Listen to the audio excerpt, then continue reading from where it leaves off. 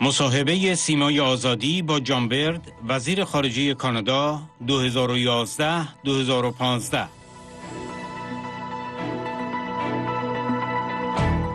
برد: مردم ایران می‌خواهند از شر هر نوع دیکتاتوری خلاص شوند، مانند دیکتاتوری موروثی قبل از به قدرت رسیدن فاشیسم مذهبی. مردم ایران به چیزی نیاز دارند که زندگی آنها را بهبود بخشد.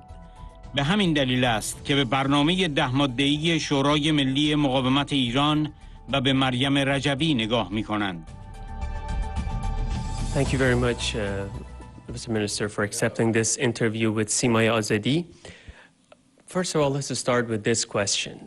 Yesterday, in your speech at the Free Iran gathering, at the Free Iran summit, you mentioned that Iran's regime is evil, and nobody should deal with evil. I mean, they shouldn't be negotiating with this evil. Can you elaborate on that? Why do you consider this regime evil? I think it's abysmal human rights record. It's huge exploiting the death penalty against its political opponents, its nuclear program, and its material support for terrorism throughout the region make this regime evil. You can't negotiate with evil. You can't appease evil. You can't work with evil.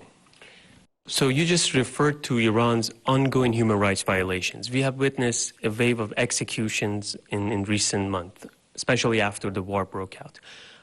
Why do you think the regime has increased the number of executions, and particularly targeting January protesters and the MEK members? Iran has shown huge political abuses, huge death penalties going back 40 years.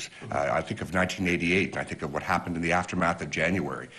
This regime only uses one force, brutal force, against its political opponents. People protesting peacefully, students, teachers, resistance fighters, and the world has got to take note of this and realize the true evil that we're confronting.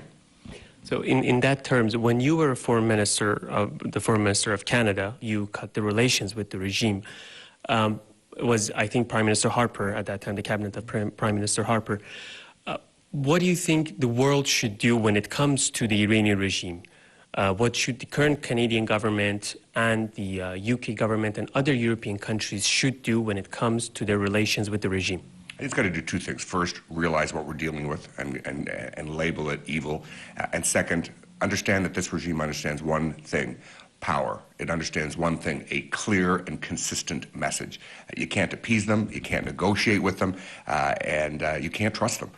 And I think they understand one thing, and that's a clear, consistent message, and you don't back down. In Canada, one of the things we were most concerned about, not just Iran's abysmal human rights record, but its lack of respect for diplomacy. You look at what happened to the British embassy, you look what happened to the American embassy, you look what happened to the Saudi embassy. We were not confident that we could count on the Iranian security officials to protect our diplomats. That's why even dealing with these people diplomatically doesn't work, because they have no respect for diplomatic conventions like the Vienna Convention. In your opinion, what is an alternative to this regime, and what is not an alternative to the current regime? I think people in Iran, and indeed people around the world, need to understand one thing: the people of Iran want to get rid of dictatorship, whether that's a hereditary dictatorship that we saw before the religious fascists took over in 1979. They need something that's going to give them hope. They need that something that's going to rebuild Iran and is going to make the Iranian people's lives better. That's why people have got to look at the 10-point plan that the NCRI has put out, the leadership of Madame Rajavi. I think if we were to get a bunch of constitutional experts and design a 10-point plan, I don't think we could have come up with a better one than has been put forward. Take 6 months, have an assembly, and move from dictatorship to freedom, diversity, the equality of men and women, no religious hierarchy. So if you want to focus on, you just spoke about the appeasement policy and about how we shouldn't be negotiating with this regime. But we had the French authorities canceling the Free Iran gathering here in Paris yesterday, while thousands of Iranians, they were coming here from all across the world.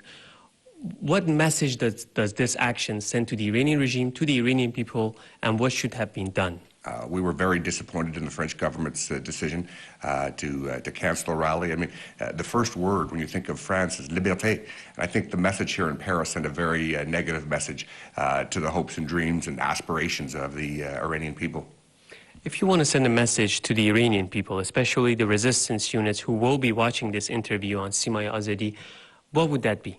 It's, we have your back, we support you, the world is watching. And I can speak for so many millions of Canadians who dream of a better day for them, and Canadians will certainly be with them and supporting them in this time of their great struggle. The regime was on its weakest footing earlier this year, and I think freedom will come at one day. The regime has taken a pounding, so it's still at a very, very weak point. And we hope that we don't come back to Paris next year. We hope that we have a great rally and a Free Iran conference right in Tehran. We hope that too, and thank you very much for this interview with Sima Azadi. Thank you. Thank you.